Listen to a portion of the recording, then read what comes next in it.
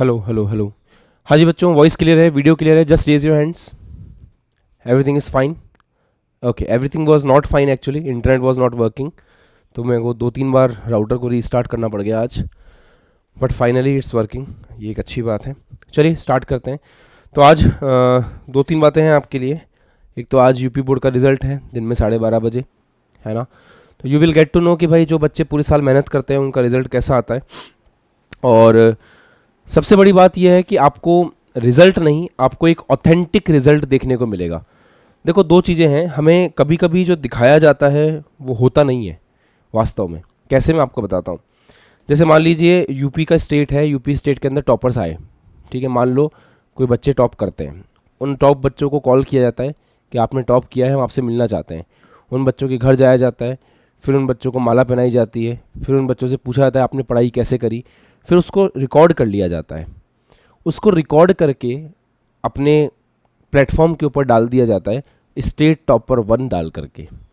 अब जो बच्चा बाहर से देखता है उसको पता नहीं कैसा लगता है, उसको लगता है यार इन्होंने प्रोड्यूस किया होगा इसको ये इन्होंने प्रोड्यूस किया होगा, बट ये सच्चाई नहीं होती। ऐसा ही जेई के टॉपर्स के साथ भी होता है।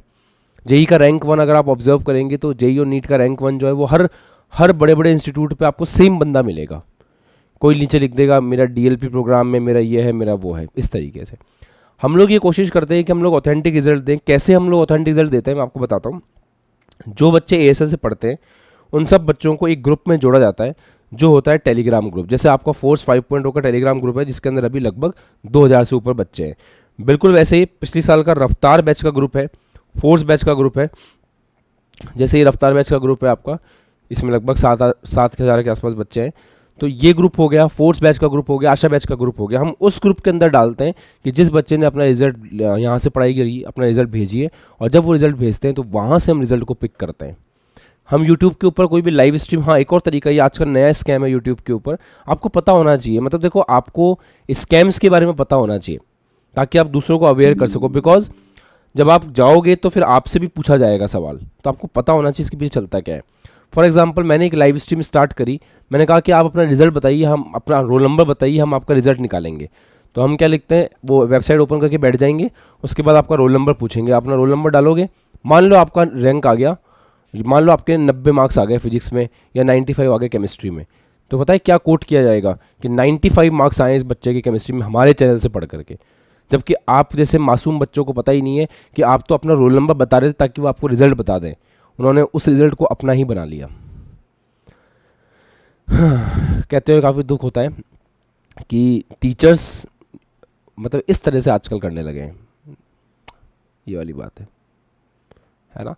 तो यहाँ पे क्या होगा, यहाँ पे शाम को 6:30-7 तक आपको वेट करना पड़ेगा। 12:30 से रिज़ल्ट आना स्टार्ट होगा, उसको वेरीफाई किया जाएगा।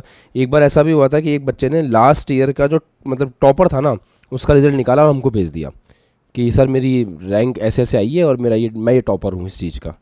अच्छा जी, हमने उस बच्चे का आधार कार्ड मंगवाया, वहाँ वो पकड़ा गया, वो स्कैमर था। वो किसी और बच्चे का रिज़ल्ट भेज रहा था अपने नाम से। भाई साहब देख लो आप। अभी एक बच्चे ने स्कैम किया है परसों ही। उस बच्चे ने क्या किया, 9 किताबें ऑर्डर कर दी ग्रंथशाला, 9,000 की ग्रंथशाला ऑर्डर की, सॉरी। और उसके बाद में फेक स्क्रीनशॉट भेज दिया बना करके। और अब आप देखो, इस तरह की चीज़ें होती हैं। तो ये सब पता हूँ क्या हो रहा है, इन सब से वो खुद ही अपने आप को ख़त्म कर रहे हैं। मतलब they are killing their own life, वो अपने आप को ही बर्बाद कर रहे हैं। फिर कल को बड़ी बात नहीं है कि वो कोई और स्कैम करें, ऐसा है। तो ये वाली बात है, आप मतलब सीखिए कि आपके आसपास अभी आपकी उम्र के लोग भी क्या कर रहे हैं। तो आप लोग जो चुपचाप बैठ कर कैसे पढ़ाई करते हो ना, सुबह 5 बजे उठ के आ जाते हो, पढ़ाई करते हो, मैं आपको बहुत मतलब आपके लिए मेरे मन में एक अलग रिस्पेक्ट है, हमेशा रहेगी। बिकॉज आप वो बच्चे हो, आपकी उम्र के बच्चे स्कैम्स कर रहे हैं बैठ करके, आपकी उम्र के बच्चे लोगों को धोखा दे रहे हैं। धोखा मतलब समझते हो किस तरीके से, हर तरह से। आपकी उम्र के बच्चे जो है, आपने जमतारा मूवी शायद देखी नहीं होगी, आपकी उम्र के बच्चे लोगों को फेक कॉल करके उनके बैंक अकाउंट से पैसे खाली कर रहे हैं। ये आपकी उम्र के लोग कर रहे हैं और आप यहाँ बैठ के पढ़ाई कर रहे हो। That's a very good thing. और हालांकि हिंदी माध्यम में ऐसे बच्चों की संख्या 1 या 2% से भी कम है, पर वही कहते हैं ना कि अगर आप पूरे घर को एकदम साफ रखो और घर के बीच में अगर कोई आप कचरा रख दो, तो घर के अंदर घुसते ही आपका ध्यान सबसे पहले कहाँ जाता है, कचरे की तरफ जाता है। और जाना भी चाहिए, बिकॉज साफ़ करना है ना उसको। ऐसा है। तो बी अवेयर बेटा, आपको आगे लाइफ में हमेशा इस बात का ध्यान रखना है कि कहीं भी किसी भी मोड़ पे आपके साथ स्कैम हो सकता है, किसी भी मोड़ पे आपको नई नई चीज़ें देखने को मिल सकती हैं, तो आपको तैयार रहना है उस चीज़ से, अपने आप को हमेशा बचा के चलना है ना। Always be alert. आपने कश्मीर का केस देखा ही होगा अभी, है ना। तो आपको अलर्ट रहना पड़ेगा, you have to be alert. आपको मतलब ये देखना पड़ेगा कि आप कोई भी चीज़ कर रहे हो तो उसके प्रॉस क्या है, कॉन्स क्या है। प्रॉस मतलब उसके फ़ायदे क्या है, उसके नुकसान क्या है ना। ये चीज़ है, क्योंकि हमारे पास क्या है ना, मतलब मैं बस इतना ही बोलूँगा कि हमने अपने आप को कभी एक करने के बारे में सोचा नहीं, हमने डिवाइड करने के बारे में सोचा। हमने हमारे देश को, जो एक ही था, आपको पता है हिंदुस्तान पाकिस्तान पहले एक ही था, पूरा एक ही देश था। हम जैसे आज़ाद हुए हमने सबसे पहले सोचा कि उसको तोड़ा कैसे जाए, और तोड़ करके हमने दो देश बनाए। फिर हमको लगा कि नहीं यार अभी तो मज़ा नहीं आया, फिर हमने स्टेट्स के अंदर अंदर तोड़ा। फिर जब स्टेट्स में हमसे नहीं टूटा तो फिर हमने लैंग्वेज से तोड़ा, भाषा से, कि तुम्हारी भाषा अलग हमारी भाषा अलग। फिर उससे नहीं टूटा तो हमने ईस्ट वेस्ट नॉर्थ साउथ करके तोड़ दिया, कि साउथ का ये नॉर्थ का ये, साउथ का ये नॉर्थ का ये। फिर उससे भी बात नहीं बनी तो फिर हमने इंडस्ट्री के हिसाब से तोड़ दिया, दिल्ली मुंबई पुणे हमने ऐसे तोड़ना स्टार्ट कर दिया कि बड़े शहर छोटे शहर। फिर उससे भी बात नहीं बनी तो हमने कास्ट पे तोड़ना शुरू कर दिया। तो ये वाली चीज़ आज काय को चाइना पाकिस्तान यही सब को लोग काय को उठ पाते हैं इतने आसानी से हमारे सामने। रीज़न ये है कि उन्होंने, वो समझते हैं कि ये लोग अंदर से एक दूसरे के प्रति लड़ते हैं, पर एट द सेम टाइम हम यूनाइटेड भी हैं। इसी रीज़न से हमारी इकोनॉमी आगे बढ़ रही है। आप पाकिस्तान को देखिए क्या हालत है, आज के 10 साल के अंदर अंदर वो देश जो है अगर ऐसे ही चलता रहा तो ख़त्म हो जाएगा। वहाँ की इकोनॉमी नेगेटिव चल रही है। वहाँ पे आप जो लेस खाते हो ना 10 रुपये के, वो वहाँ 70-80 रुपये के हैं, यहाँ से 800 गुना महंगा। This is the condition. तो हमें केवल और केवल एक ही चीज़ बचा सकती है, वो है एजुकेशन, और जीवन में अच्छी पढ़ाई करना। वही आपके लिए मैटर करता है, सबसे इंपॉर्टेंट वही, वो आपको इंसान बनाएगा एक्चुअली। तो बस वही करो आप, आपके हाथ में वही है ना। अच्छे से मेहनत करो। और अभी फ़िलहाल मैं आपको यही कहूँगा कि किसी भी तरह का इंस्टाग्राम सोशल मीडिया इन सब से दूर रहो, बिकॉज वहाँ पे जो आपको दिखाया जा रहा है वो कितनी हद तक सच्चाई है वो आपको नहीं पता। अब देखो ना, एजुकेशन में इतना स्कैम है, मैंने आपको आज 3 स्कैम बताए। जब एजुकेशन में ही इतना स्कैम है तो पॉलिटिक्स में किस लेवल का स्कैम होगा। तो आपको जो दिखाया जा रहा है वो सच्चाई हो कोई ज़रूरी नहीं है। आपको ऐसे दिखाया जाएगा, आपको लगेगा यही सच्चाई है, वो नहीं है। आपको अपनी पढ़ाई से मतलब रखना और किसी चीज़ से नहीं, बिकॉज वो ही आपको आगे लेके जाएगी। ये पर्सनल मेरा सजेशन है आपको। और मैंने पिछले 2 साल से ना एक जीवन में एक अच्छा काम किया जिसके बाद मैं सुखी हूँ बहुत ज़्यादा। वो है मैंने न्यूज़ देखना बंद कर दिया। मैं केवल अखबार पढ़ता हूँ, और कहीं भी मुझे लगता है तो मैं आर्टिकल पढ़ लेता हूँ वेबसाइट पर जा करके। मैं न्यूज़ रिपोर्टर से न्यूज़ नहीं सुनता, क्योंकि न्यूज़ रिपोर्टर से न्यूज़ सुनने का मतलब है आपको आधी अधूरी और गलत न्यूज़ मिलेगी। तो अगर आपको कुछ न्यूज़ पढ़ने का मन भी करता है, आप यूपीएससी की तैयारी करोगे, मुझे पता है कई सारे बच्चे यहाँ पे, तब आपको ये बात समझ में आएगी कि आप, क्या यूपीएससी की तैयारी करने वाला कोई भी बच्चा न्यूज़ सुनता है? वो न्यूज़ बिल्कुल नहीं सुनते। वो केवल टेक्स्ट बुक्स पढ़ते हैं, अखबार पढ़ते हैं और सोर्सेज से आर्टिकल्स पढ़ते हैं। वो न्यूज़ व्यूज़ नहीं सुनते, उनको पता है सब फेक है साला। ये चीज़ है ना। तो अभी 2 साल आपको बिल्कुल इंस्टाग्राम के ऊपर, आप एक ऑप्शन होता है इंस्टाग्राम की फीड को आप एक बार रीसेट कर लेना, उसके बाद आपकी फीड में सब आना बंद हो जाएगा। फिर आपको ऐसा लगता है कि नहीं यार ये चीज़ भी डिस्टर्ब कर रही है, उसको भी वहाँ से हटा देना। तो अपने आप को बिल्कुल फोकस कर लो टुवर्ड्स स्टडी। मन करता है तो कभी कॉमेडी देख ली, इस तरह का कर लिया, ठीक है। ऐसा कुछ नहीं होना है। और ना इस बात तो टॉपिक्स पर डिस्कशन किया करो, स्कूल में जाकर के भी इन टॉपिक्स पर डिस्कशन करने का कोई मतलब नहीं है। जस्ट अपनी स्टडीज़ पे फोकस करो, क्योंकि अभी आप बहुत छोटे हो, ठीक है। ब्रेन वॉश होने की ज़रूरत नहीं है किसी भी तरीके से। पढ़ाई पे ध्यान दीजिए, मस्त रहिए। ओके, चलिए। जब समय आएगा तो आप अपने आप समझ जाओगे हकीकत क्या है क्या नहीं है, कैसे करना है क्या करना है, ये चीज़ है। और अच्छे से जानना ही है भारत को, तो फिर यूपीएससी की तैयारी करो, अच्छे से जानो कि कब क्या इतिहास रहा है क्या नहीं रहा है, ऐसा है ना। ये वाली बात है। इंसान हर जगह होते हैं, अच्छे भी बुरे भी, और दोनों से ही आपको कुछ ना कुछ सीखने को मिलता है, दोनों से ही आपको कुछ ना कुछ जानने को मिलता है। पर उसके लिए भी आप बहुत छोटे हो, 15 16 17 साल की तुम्हारी उम्र है। पूरा फोकस पढ़ाई पे करना। मैं मान रहा हूँ कि तुम अभी डिस्ट्रैक्शन आ जाता है, इंस्टाग्राम चलाते हो, तुम फेसबुक चलाते हो, दोस्तों से बात करते हो, बट उस चीज़ को हटाओ साइड में। क्योंकि आज जो रिजल्ट आएगा ना 12:30 बजे बाद में, वो रिजल्ट उन्हीं बच्चों का आएगा जिन्होंने सब कुछ साइड में हटाया और पढ़ाई की। आपको भी वही करना है। हेडिंग लगाएंगे, स्थिर वैद्युत स्थितिज ऊर्जा। स्थिर वैद्युत स्थितिज ऊर्जा।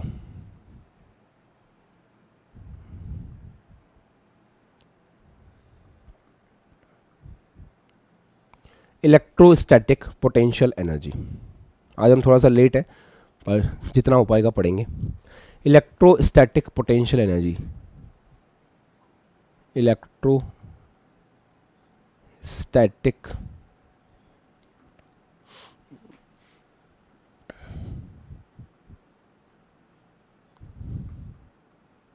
Potential energy.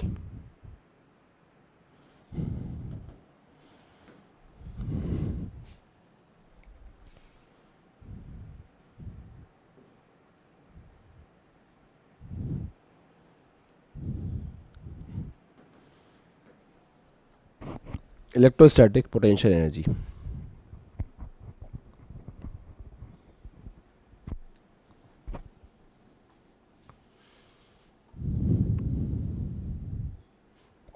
अब ध्यान से सुनना, जो पॉइंट्स में एक एक करके समझाता हुआ चलूंगा उन पॉइंट्स को एक एक करते लिखते हुए चलना है और समझते हुए चलना है।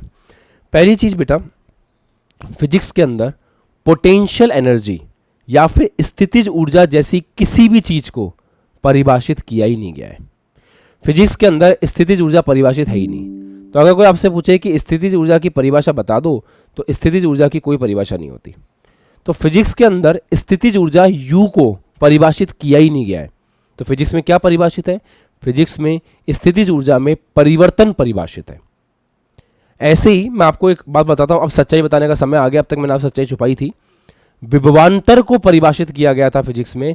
विभव जैसी कोई चीज होती नहीं है।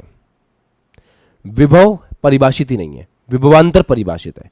आपने अगर ऑब्जर्व किया हो कुलदीप, तो हमने विभवांतर में क्या किया था? विभवांतर का मतलब होता है एक पॉइंट से दूसरे पॉइंट तक एक कूलाम आवेश को ले जाने में बाह्य बल द्वारा किया गया कार्य। याद है? अगर विभवांतर की परिभाषा में एक बिंदु को उठा करके अनंत पे रख दिया जाए, तो वो विभवांतर की परिभाषा किसकी परिभाषा बन जाती है? विभव की परिभाषा बन जाती है। मिश्रा जी सोचो, अगर आप ऐसा देखें, ये दो पॉइंट हैं, इन दो पॉइंट के बीच में जो विभवांतर की परिभाषा है कि एक पॉइंट से दूसरे पॉइंट तक एक कूलाम आवेश को ले जाने में किए गए कार्य को विभवांतर कहते हैं। सदफ क्लियर है? अब अगर अपन एक पॉइंट को उठा करके बेटा कहां ले जाए? अनंत पे, तो अनंत से इस पे लाने पे जो कार्य होगा वो क्या कहलाता है? विभव कहलाता है। तो विभवांतर परिभाषित है, विभवांतर के अंदर से हमने एक संदर्भ बिंदु मान करके विभव को परिभाषित किया है। चलो, अब तो आप इलेक्ट्रोकेमिस्ट्री पढ़ चुके हो, विद्युत रसायन पढ़ चुके हो। क्या एकल इलेक्ट्रॉन आवेश निकालना संभव था? कभी भी नहीं था ना। हमने क्या किया था? स्टैंडर्ड हाइड्रोजन इलेक्ट्रोड यूज किया था और उसके रिस्पेक्ट में एकल निकाले थे सारे। वैसे ही कभी भी विभव निकालना संभव नहीं है। हमने अनंत के ऊपर विभव को जीरो मान करके उसके रिस्पेक्ट में सबको डिफाइन कर रखा है। अब क्लियर हो गई कहानी? बिल्कुल वैसे ही स्थितिज ऊर्जा का परिवर्तन परिभाषित है, स्थितिज ऊर्जा परिभाषित नहीं है। ये वाला कॉन्सेप्ट है। शिवांश ठीक है बेटा? डन, लिख लें इस बात को। शिवांश श्रीवास्तव लिख लें? ठीक है, चलो नोट कीजिए, मेरे साथ साथ नोट कर लीजिए फटाफट, आप कोई दिक्कत नहीं है। फर्स्ट पॉइंट लिखिए, स्थितिज ऊर्जा भौतिक विज्ञान में परिभाषित नहीं है।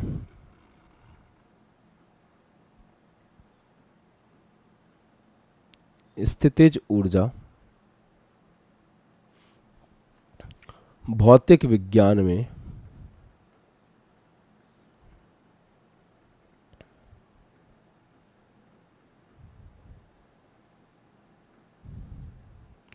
स्थितिज ऊर्जा भौतिक विज्ञान में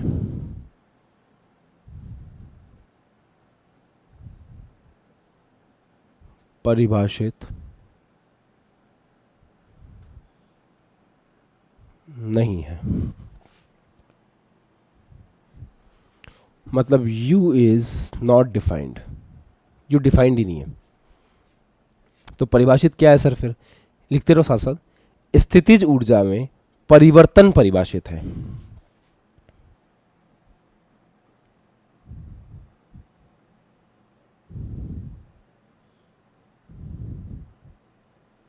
स्थितिज ऊर्जा में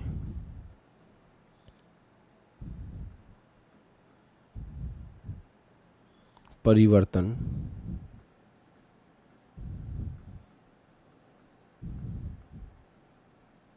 परिभाषित है। मतलब डेल्टा यू डिफाइन किया हुआ है, यू डिफाइन नहीं है, डेल्टा यू डिफाइन किया हुआ है।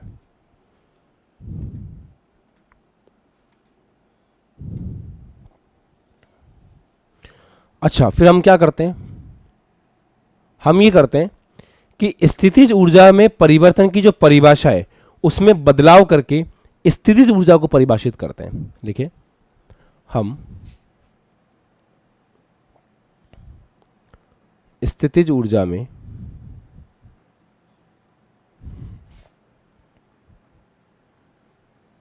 परिवर्तन की परिभाषा में परिवर्तन करके, में परिवर्तन डेल्टा यू की परिभाषा में बदलाव करके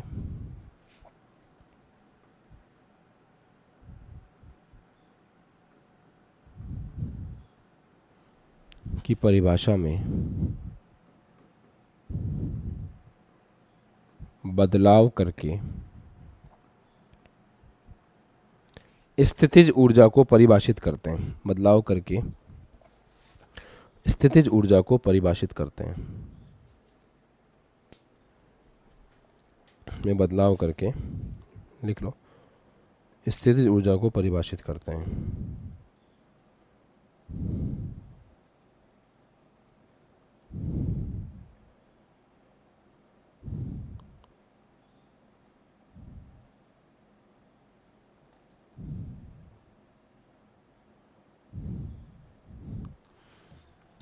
हम स्थितिज ऊर्जा में परिवर्तन की परिभाषा में बदलाव करके स्थितिज ऊर्जा को परिभाषित करते हैं, स्थितिज ऊर्जा को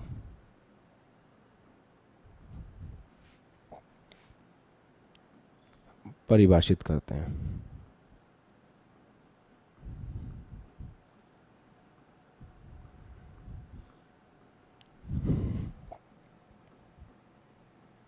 ठीक है, लिख लीजिए।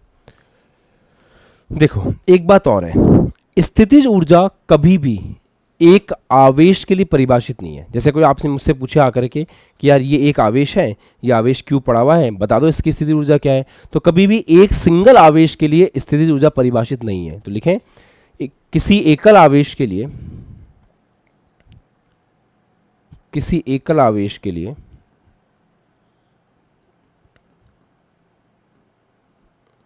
किसी एकल आवेश के लिए स्थितिज ऊर्जा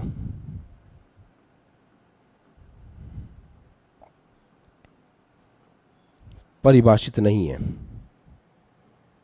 किसी एकल आवेश के लिए स्थितिज ऊर्जा परिभाषित नहीं है, ऐसा। यह आवेशों के निकाय के लिए परिभाषित है, यह आवेशों के निकाय के लिए, यह आवेशों के निकाय के लिए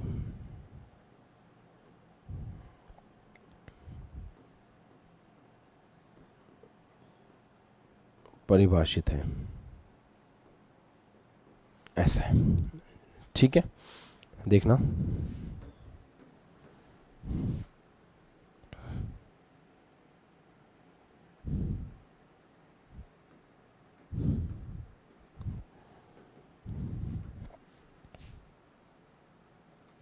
जैसे आवेशों का निकाय क्या होता है समझना। एक अकेले आवेश के लिए, जैसे आपको पता है अकेले आवेश के लिए विद्युत क्षेत्र का फॉर्मूला होता है KQ/R²। अकेले आवेश के लिए विद्युत विभव का फॉर्मूला भी होता है KQ/R, पढ़ रखा है ना अर्पित।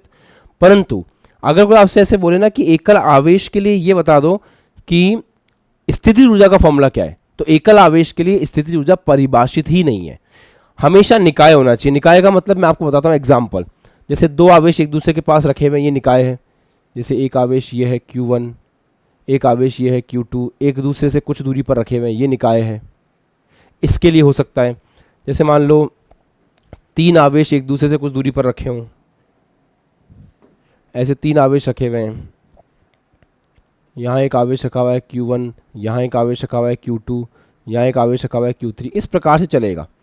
अगर आवेश मिलकर के एक निकाय बना रहे हैं, निकाय मतलब होता है सिस्टम, सिस्टम का मतलब होता है कि एक ऐसी जगह जहां के बारे में आप बात कर रहे हो। फॉर एग्जांपल मैं इन दोनों आवेशों के बारे में बात करूं तो ये मेरा निकाय है।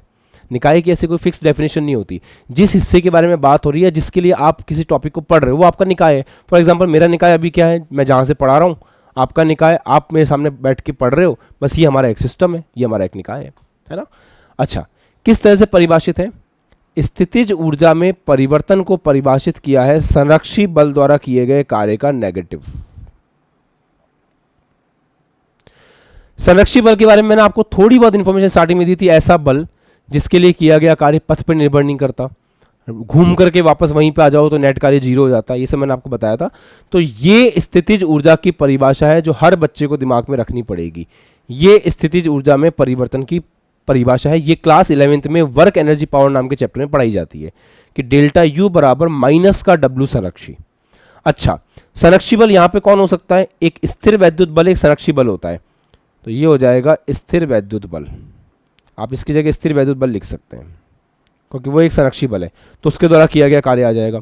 अच्छा यार, आपको तो ये बात पता है ना कि बाह्य बल द्वारा किया गया कार्य, जैसा हम देख रहे हैं आवेश को जब हम लेकर के आते हैं तो बाह्य बल द्वारा किया गया कार्य स्थिर वैद्युत बल द्वारा किए गए कार्य के बराबर है, बस साइन का फर्क है।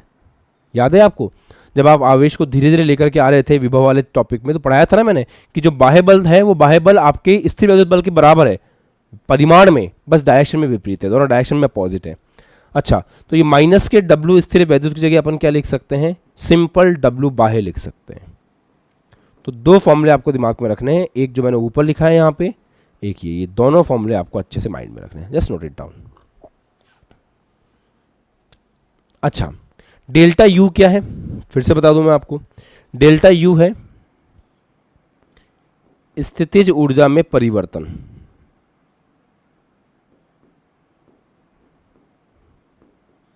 मतलब निकाय बनने से पहले की स्थितिज ऊर्जा और निकाय बनने के बाद की स्थितिज ऊर्जा में जो अंतर है वो ये है। मतलब इसको ऐसे लिख सकते हैं, अंतर को कैसे लिखते हैं? Final minus initial. तो इसको ऐसे लिख सकते हैं, you final upon you minus you initial बराबर डब्ल्यू बाह्य। ऐसे हम इसको बोल सकते हैं। लिख लीजिए साहब।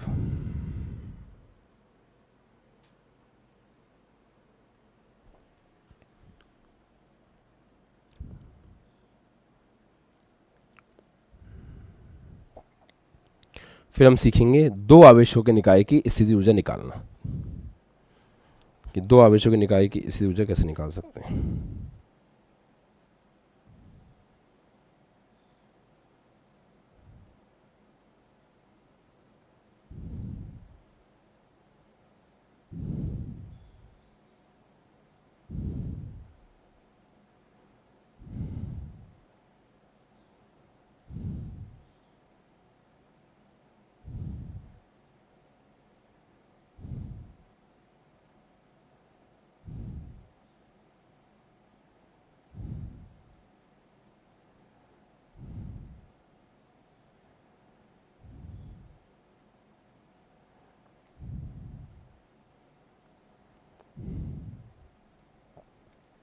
चलो हेडिंग लगाएं, अब हेडिंग लगाएं। अब अपन एक एक निकाय की कारण निकालना शुरू करेंगे। तो just put on the heading, दो आवेशों के निकाय की स्थितिज ऊर्जा। दो आवेशों की, यार वैसे अभी हो नहीं पाएगा, ये टॉपिक लंबा टॉपिक है, हमारी केमिस्ट्री क्लास लेट होगी, यहीं तक रखते हैं, कल ही करेंगे इसको क्योंकि टॉपिक लंबा है, हो नहीं पाएगा, बीच में फिर उस क्लास का टाइम और डिस्टर्ब होगा। तो अभी बस आपको ये दिमाग में रखना है कि स्थिर वैद्युत स्थितिज ऊर्जा जो है उसके लिए सर ने दो बातें बताई थी। पहली बात तो ये एकल आवेश के लिए परिभाषित नहीं है, दूसरी बात ये हमेशा आवेशों के निकाय के लिए परिभाषित है। हम स्थितिज ऊर्जा को डिफाइन नहीं कर सकते, हम स्थितिज ऊर्जा में परिवर्तन को डिफाइन कर सकते हैं। हाँ, जैसे अब मुझे यहाँ पे अंतर आ रहा है, ध्यान से देखना, जैसे यहाँ पे अंतर आ रहा है तो अंतर मैं निकाल सकता हूँ, किसी एक को नहीं निकाल सकता। किसी एक को निकालने के लिए मुझे क्या करना पड़ेगा? कोई संदर्भ मानना पड़ेगा।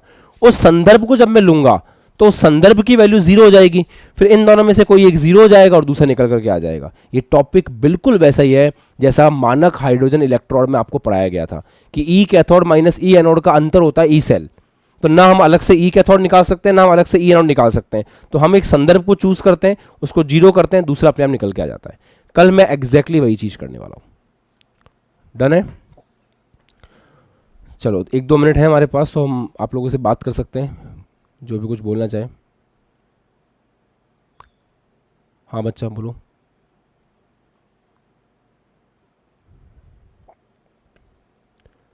कसक बोलो बेटा, अनम्यूट करो खुद को।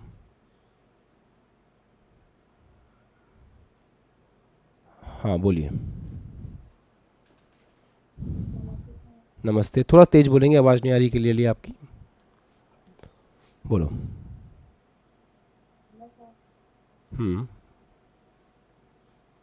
आवाज़ बहुत स्लो आ रही है बेटा। क्या कह रहे हो? चलो पूछ रही थी कि टेस्ट दिलाते हैं तो फिजिक्स का बनता नहीं है।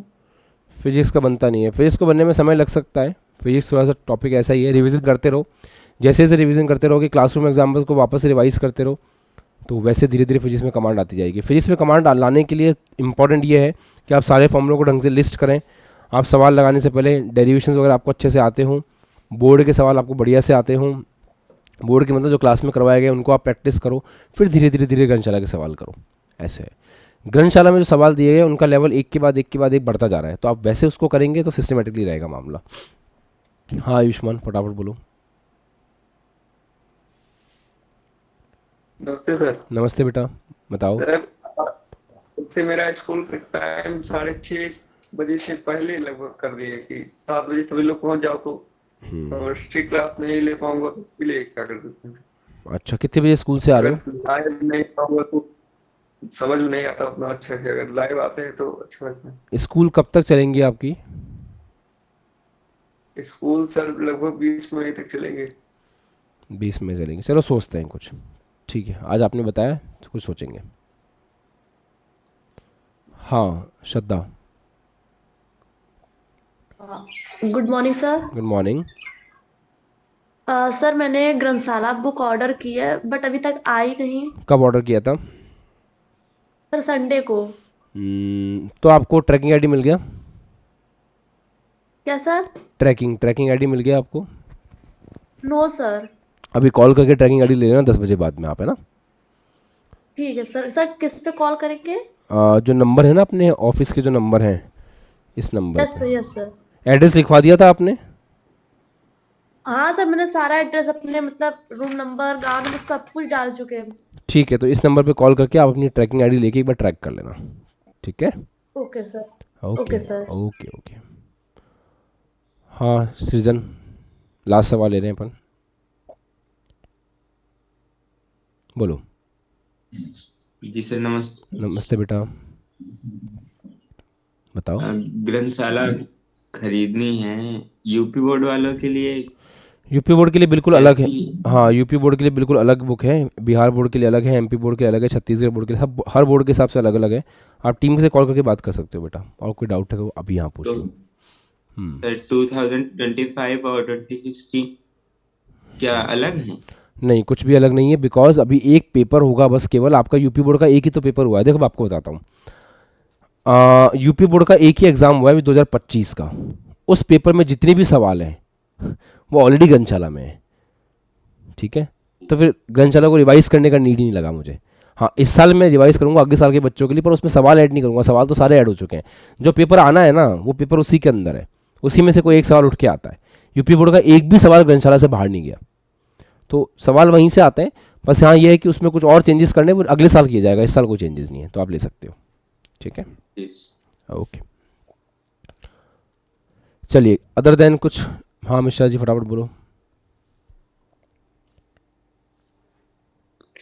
जी सर, समय ही नहीं बच पाता है फिजिक्स केमिस्ट्री के अलावा पढ़ने के लिए, कैसे क्या मैनेज किया जाए? मैथमेटिक्स है आपके पास? जी। समय कहाँ जा रहा है आपका स्कूल के अलावा? स्कूल का कब से कब तक जाते हैं? स्कूल 7:30 से 1:30 बजे तक है, उसके साढ़े बाद नींद आ जाती है। 7:30 से 1:30 बजे तक आप स्कूल जाते हैं? ठीक है, जी। नींद का मैं कुछ नहीं कर सकता, नींद को हटाओ आप। 1:30 बजे से आप पढ़ने बैठेंगे, 1:30 बजे से लेकर के 2 बजे तक, चलो आप घर पे आए, आपने खाना वाना खाया, 2 बजे से पढ़ने बैठिए, 2 से आपकी अगली क्लास शाम को कब होती है मैथ्स की? 7 बजे से। जेई है, नीट है आपके, मतलब आपके पास केवल बोर्ड है ना? जी। हाँ, तो 2 से लेकर 6:30 बजे तक आप पढ़ाई कीजिए। अरे यार, बोर्ड वाले बच्चे बोले समय नहीं है। 2 से 4.5 घंटे का टाइम आपके पास ये रहा, तो 4.5 आवर्स ये रहे। जी। 7 बजे से लेकर के 8 साढ़े 8 तक मैथ्स की क्लास अटेंड कीजिए। 8 से 9 एक और रिवीजन कीजिए, छोटा सा रिवाइज कीजिए, एक और रिवीजन कीजिए। 9 बजे सो जाइए। 9 से लेकर के सुबह 4 बजे तक सोइए आराम से, कोई दिक्कत नहीं है। ये हो गए आपके 7 आवर्स, 6 to 7 आवर्स आप सो सकते हो। 9:30 बजे भी सो रहे हो तो मैं ये मान के चला हूँ कि 6 से 6.5 घंटे आप आराम से सो सकते हो। ये लो आपका शेड्यूल। कितना घंटा मिल गया? 5.5 घंटे आपको पढ़ने के लिए मिल गए, 5.5 घंटे सेल्फ स्टडी के मिल गए। इससे तो तुम यूपी टॉप कर सकते हो यार, क्या बात कर रहे हो। ठीक है। नींद पे काबू करने का तरीका यही है कि जितना ज़्यादा हमारे गोल छोटे होते हैं, नींद उतनी ज़्यादा आती है। जितना हम अपने लक्ष्य को बड़ा रखेंगे जीवन में, उतना ही नींद कम आएगी, क्योंकि सपने देखना नींद में होता है और पूरे करना जग के होता है। तो ये वाली बात है। ठीक है दोस्त। ओके सर, ग्रंथशाला के सॉल्यूशन हो नहीं पाए हैं अपने। ग्रंथशाला के सॉल्यूशन मिल रहे हैं, धीरे धीरे मिल जाएंगे आपको सारे। जितने होते जा रहे हैं ट्राई करके रखते जाओ, जो नहीं हो रहे हैं उस पर गोला बना के रखते जाओ, सॉल्यूशन हो जाएंगे। म्यूट कर लीजिए। ओके सर, धन्यवाद। धन्यवाद। चलिए, अगली कक्षा का समय हो रहा है, तो बाकी बातें बाद में। बाकी ऐसे देखो, आप ना शेड्यूल खुद बनाया करो एक बार अपना।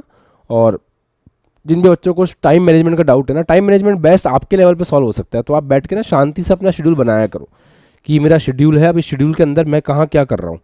नींद केवल आपको इतनी चाहिए, ये नींद चाहिए आपको बस। इसके अलावा जो भी हो समय आप ही का है। और हाँ, एक और बात, आप सोचो कि मैं दिन में 1 घंटे ही पढ़ पा रहा हूँ